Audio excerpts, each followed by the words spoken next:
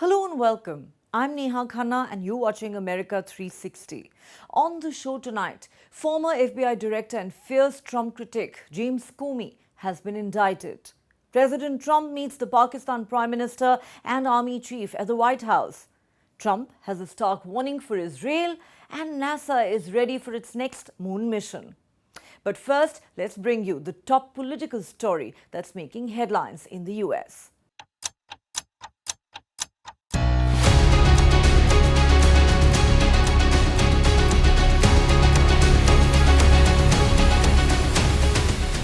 One of President Donald Trump's fiercest critics, former FBI Director James Comey, has been indicted just days after Trump urged the Department of Justice to prosecute Comey and forced out the prosecutor who resisted charging the president's political adversaries. Observers say this is just the latest example of Trump's determined effort to transform the federal government and centralize power with himself. The president has taken drastic steps to remove any obstacles within the government, to enforce loyalty, to punish his enemies, and to quell the possibility of any public dissent. James Comey's indictment marks one of the most bitter chapters in modern American politics. Here's a full report. My heart is broken for the Department of Justice, but I have great confidence in the federal judicial system, and I'm innocent. Donald Trump's longtime foe, former FBI Director James Comey, has been indicted on federal charges. Comey faces accusations of lying to Congress and obstructing justice over his 2020 testimony tied to the Trump-Russia investigation. Breaking his silence, Comey declared he is innocent, vowing to fight what he called the tyranny of Donald Trump. Comey added he knew the costs of standing up to Trump. My family and I have known for years that there are costs to standing up to Donald Trump. But we couldn't imagine ourselves living any other way. We will not live on our knees, and you shouldn't either. Somebody that I love dearly recently said that fear is the tool of a tyrant, and she's right. But I'm not afraid, and I hope you're not either. I hope instead you are engaged, you are paying attention, and you will vote like your beloved country depends upon it, which it does. My heart is broken for the Department of Justice, but I have great confidence in the federal judicial system, and I'm innocent. So let's have a trial. The indictment follows Trump's very public pressure on Attorney General Pam Bondi earlier this week, demanding punishment for his political enemies. Bondi quickly reacted online, writing on X, "No one is above the law." The case was filed by Lindsay Halligan, a Trump ally recently appointed as U.S. Attorney for the Eastern District of Virginia. Comey's firing in 2017 over Trump-Russia collusion claims set the stage for years of political turmoil. Now, Comey becomes the first ex-government official charged in connection with Trump's long-disputed Russiagate probe, which the president has repeatedly denounced as a hoax. An awkward wait, a fighter jet pin, and a thumbs-up photo op. Donald Trump's Oval Office meeting with Pakistan's Prime Minister Shehbaz Sharif and Army Chief Asim Munir has raised more questions than it has answered. Let's take a look at the optics, the silence, and the strategy behind that unusual White House encounter.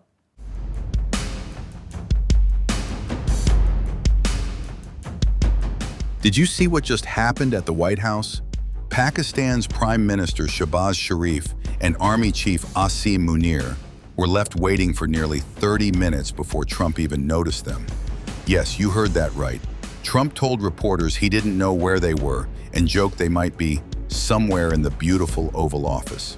This wasn't a minor delay.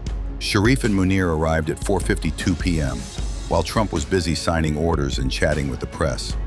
The Pakistani leaders had to wait as the American president worked the room.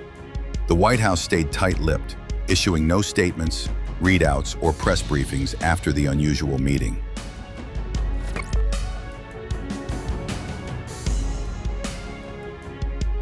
Photos later surfaced showing them seated in the gilded Oval Office, posing for smiles with Trump giving a thumbs up. But let's not be fooled. The fighter jet pin he wore wasn't about Pakistan. It was about Turkey. Every detail was carefully choreographed, yet Pakistan's visit seemed almost incidental. While Pakistanis suggested the pin referenced downed Indian aircraft, it was actually from an earlier meeting with Turkish President Erdogan. Trump had spent the day promoting American arms sales, emphasizing NATO allies were lining up to buy U.S. military hardware, making Pakistan's visit appear secondary to broader defense strategies.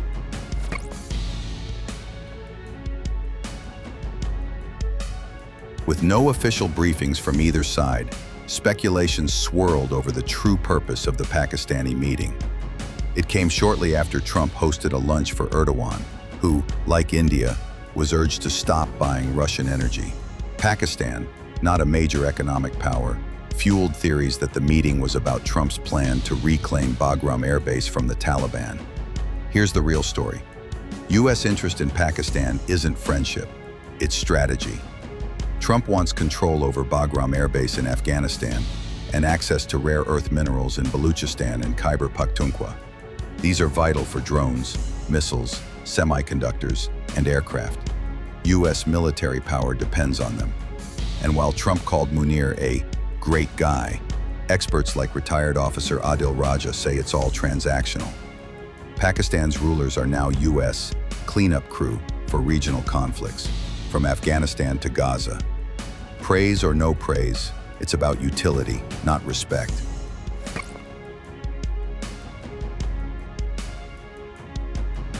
Meanwhile, Pakistan rejoices publicly, claiming a new dawn in U.S. relations.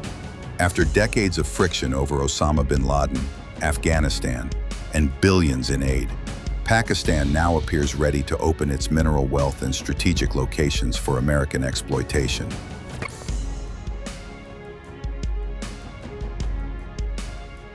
But let's be honest, decades of mistrust aren't erased by a thumbs-up photo op. This is power, leverage, and exploitation playing out on the world stage. Trump's message is clear. In 2025, American diplomacy is cold, opportunistic, and relentlessly transactional. If you're a smaller power, patience is a must. Your loyalty is measured in resources, not respect. So, Pakistan got its Oval Office moment. But behind the smiles, the real work is happening. Strategic airports, mineral wealth, and military influence are the currency of this handshake. And you, the audience, need to see the game behind the photos. This is diplomacy stripped to its rawest form. Power, leverage, and the subtle art of keeping everyone on edge. It's a story that has grabbed global headlines because just a year ago, this would have been unthinkable. On the sidelines of the United Nations General Assembly in New York, a rare diplomatic encounter unfolded. Syrian President Ahmed al-Shara met with US President Donald Trump. What's so remarkable about this meeting? Al-Shara is a former Al-Qaeda leader who had been designated as a terrorist by the United States. The CIA had even declared a $10 million bounty for information leading to his capture. The same man is now the president of Syria and the first Syrian leader to have addressed the United Nations in almost 6 decades. Trump and al-Shara were seen exchanging a handshake with First Lady Melania Trump also present. The meeting took place on the sidelines of the United Nations General Assembly, an annual gathering of world leaders where behind-the-scenes diplomacy often proves as crucial as the speeches delivered on stage. This was the second time Trump and al-Shara met face-to-face. Their first encounter was in May in Riyadh during Trump's visit to Saudi Arabia. Reports suggest Israeli Prime Minister Benjamin Netanyahu has been working behind the scenes to arrange a potential three-way meeting with Trump and al-Shara during the UN General Assembly. However, neither Washington nor Damascus has confirmed any such plans. For now, details of what was discussed remain unclear. The rare interaction is drawing global attention given Washington's long-standing tensions with Damascus. While no official statement has been released, the sight of Trump and al-Shara together at the United Nations underscores how diplomacy often plays out in gestures as much as in words. Are we witnessing a stunning shift in US policy on Israel? President Donald Trump has drawn a hard red line for the Jewish state. He told reporters at the White House that he will not allow annexation of the West Bank. His remarks, delivered directly after talks with Prime Minister Benjamin Netanyahu, have triggered sharp reactions across the Middle East. A political shocker from Washington, U.S. President Donald Trump has flatly rejected Israel's push to annex the West Bank. Speaking at the Oval Office, Trump said annexation is off the table, making his position crystal clear to Prime Minister Benjamin Netanyahu. Trump's blunt words came after being pressed by reporters. Would the United States actually stop Israel from moving forward? His answer left no room for doubt. Trump emphasized that even after direct talks with Netanyahu, annexation was simply not going to happen. He then turned back to Gaza, highlighting hopes for a peace deal after years of conflict. Well, thank you very much. We've had some really good talks today on Gaza with both the Middle East representatives and kings and all of the top leaders in the Middle East. And we had also a very good conversation with Bibi Netanyahu, trying to get the hostages back, and we're trying to get the end of the Gaza situation. It's really bad, very bad. And we think it could happen. Maybe it could happen pretty soon. We want the hostages back. We want the bodies back. And we want to have peace in that region. So we had some very good talks. Yeah, please, behind you. Quickly on Gaza, did you promise leaders this week that you would not allow Israel to annex the West Bank? And is that something that you... I will not allow Israel to annex the West Bank. No, I will not allow it. It's not going to happen. Did you speak with Netanyahu about this directly? Yeah, but I'm not going to allow it. Whether I spoke to him or not, I did. But I'm not allowing Israel to annex the West Bank. There's been enough. It's time to stop now, okay? I think it's great for both countries. I think it's great. We have great relationships with a lot of countries. And you may be even more happy when you find out, because we spoke with Bibi Netanyahu today, and we spoke to all the leaders in the Middle East, who are great people, and we're getting pretty close to having a deal on Gaza, and maybe even peace, which would be the first time in about, 2,000 years, I think? In the region, I'd say the first in, Steve, what would you say, first in 2,000 years, or maybe 1,000? Huh? 2 millennium. It's a long time. The president's remarks sent ripples across the Middle East. The United Arab Emirates had earlier warned annexation would be a red line, while other allies, including the UK, Saudi Arabia, and Canada, voiced sharp opposition. What I can say about the meeting with President Trump, which I think was a very important meeting, is that the Arab and Muslim countries made very clear to the President the danger of annexation of any type in the West Bank, and the risk that poses not just to the potential of peace in Gaza, but also to any sustainable peace at all. And I feel confident that President Trump understood the position of the Arab and Muslim countries, and I think the President in the US understands very well the risks and dangers of annexation in the West Bank. Unlike Gaza, the West Bank is under Palestinian Authority rule, but remains occupied by Israel. The territory was captured in the 1967 war, along with East Jerusalem and Gaza. Today, more than 500,000 Israeli settlers live across 130 West Bank settlements, making Trump's intervention a dramatic moment in the long-running conflict. There have been some tensions in the US skies. On Wednesday, US fighter jets scrambled to intercept Russian warplanes near Alaska. Reports say 2 Russian bombers and 2 fighter jets entered the Alaskan Air Defense Identification Zone, sparking a swift American response. There are now growing concerns as Russian aircraft pushed the limits from Europe to North America. Cash 5-1 heavy contact Anchorage Center on 123.9er cadet. 123.9er, Cash 5-1. U.S. fighter jets scrambled on Wednesday to intercept Russian warplanes near Alaska, NORAD said. According to NORAD, 2 Russian Tu-95 bombers and 2 Su-35 fighters entered the Alaskan ADIZ, Alaskan Air Defense Identification Zone, is international airspace, but requires all aircraft to be identified for security. NORAD deployed an E-3 warning aircraft, 4 F-16 fighters, and 4 KC-135 refueling tankers. The Russian planes stayed outside U.S. and Canadian sovereign airspace, officials confirmed. NORAD stressed that Russian activity in the zone is common, but not ignored by defense forces. This incident follows repeated Russian flights near NATO countries, raising security alarms in Europe. I take that very seriously. Clearly, it's a development that cannot continue. It must be stopped. We cannot live with having this situation, so we are putting a lot of effort into it together with our partners. You also know, just as I know, that there can be different hypotheses about why these situations arise. We have talked for a long time about the so-called hybrid incidents. We have talked about criminal acts carried out by proxy, instigated by others, maybe foreign actors, and we also sometimes talk about actual military actions. So there are many possibilities, and the police are keeping all options open. Danish officials said drones disrupted traffic at Copenhagen airport, calling the operators capable. Earlier this month, Polish and NATO jets downed suspected Russian drones after they crossed into Poland. On 19 September 2023, 3 armed Russian MiG-31 fighter jets violated Estonian airspace.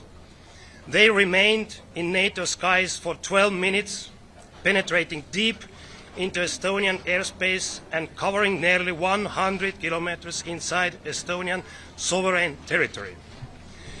This is a dangerous escalation. It was the 4th violation of Estonia's airspace by Russia this year. 3 armed aircraft simultaneously entered Estonian airspace and were moments away from Tallinn, a NATO and European Union capital. Estonia also reported Russian fighter jets violating its airspace just days later. Mr. President, do you think that NATO countries should shoot down Russian aircraft if they enter their airspace? Yes, I do. In September 2024, NORAD filmed a Russian jet flying dangerously close to U.S. aircraft. A U.S. general condemned that encounter as unsafe and unprofessional, warning it risked disaster. NORAD continues monitoring all Russian military flights, testing U.S. and allied defense readiness. Is the US preparing for war? Pentagon chiefs and top generals have been summoned to Quantico, the FBI headquarters, for an unprecedented military gathering next week. While President Trump calls himself a president of peace, the world is watching nervously as Defense Secretary Pete Hegseth shakes up the Pentagon leadership and outlines new strategies. From firing of senior officers to tighter control over press access, Washington is bracing for a high-stakes display of military power. Could this be a shift towards homeland security or a warning shot to America's rivals? Is the United States of America getting ready for a war? U.S. War Secretary Pete Hegseth orders an urgent meeting. Top U.S. generals and admirals asked to gather next week. Unprecedented move triggers anxiety across the globe. Russia-Ukraine. Israel-Hamas, war's not enough? Is the world ready for yet another war? The world is watching with bated breath the United States of America's big military move. In an unprecedented move, the U.S. Secretary of War Pete Hegseth has ordered hundreds of generals and admirals from around the world to gather at a Marine Corps base in Quantico, Virginia, next week. The Pentagon confirmed the meeting but gave no further details, sparking widespread speculations. Amid worldwide panic, Donald Trump said he is the president of peace and revealed the real purpose of the meeting. It's inviting military leaders from all around the country on Tuesday. Will you also be there? From all around the country to what? To Virginia. He's inviting the generals and admirals to Virginia for a big meeting. Well, I know. I love it. I mean, I think it's great. Let them be friendly. Let them be friendly with the generals and admirals from all over the world. Why is there something? No, but is there something wrong with it? What is it about? Will you be there personally as well? And what is it about? Well, I'll be there if they want me, but why is that such a big deal? I mean, the fact that we're getting along with the generals and admirals from all. Remember, I'm the president of peace. It's good to get along. It's good. You act like this is a bad thing. Isn't it nice that people are coming from all over the world to be with us? It's not particularly unusual that generals who report to the Secretary of War and then to the President of the United States are coming to speak with the Secretary of War. It's actually not unusual at all, and I think it's odd that you guys have made it into such a big story. Is it a big story? I mean, I don't think it is, sir. I would think it's, no, but isn't it a good story? I mean, you know, we're respected from all over the world as a military force. You know, I rebuilt the military during my first term, even though we gave a chunk of it away to Afghanistan. But we're talking Afghanistan too, by the way, about Bagram and about that. But that's a very small amount compared to what we rebuilt it by. But I rebuilt the military, and we're very respected. We have the strongest military anywhere in the world without question. We have the greatest equipment in the world. We're selling the equipment to other countries. And a lot of generals want to be here, and they want to look at they're also going to be touring equipment sites. They're going to be talking about the newest weapons, et cetera, et cetera. But I think it's great when generals and top people want to come to the United States to be with our now called Secretary of War. Does everybody like the name? I do. Yeah. The large-scale gathering comes as Hegseth has been at odds with the Pentagon. Since assuming office, Hegseth has launched a sweeping overhaul drive to remove key leadership of the Pentagon. He has fired more than a dozen senior officers, including Chairman of the Joint Chiefs General Charles Q. Brown, Jr. and Navy Chief Admiral Lisa Franchetti since taking office. Hegseth ordering a 20% reduction in four-star generals and admirals and arguing that more generals and admirals do not lead to more success has stunned many. Trump and Hegseth have also tightened information control at the Pentagon. Journalists have also been warned that unauthorized disclosures could result in revoked press credentials. The Pentagon has recently completed 2 major policy reviews, including a new national defense strategy that shifts military priorities from China to homeland security and the Western Hemisphere. Some observers expect Hegseth to use the Quantico gathering to preview the strategy and outline his less generals, more GIs policy. And finally, it seems NASA is ready for its next moon mission. The US Space Agency has announced that it hopes to launch its first manned moon mission in 50 years in February 2026.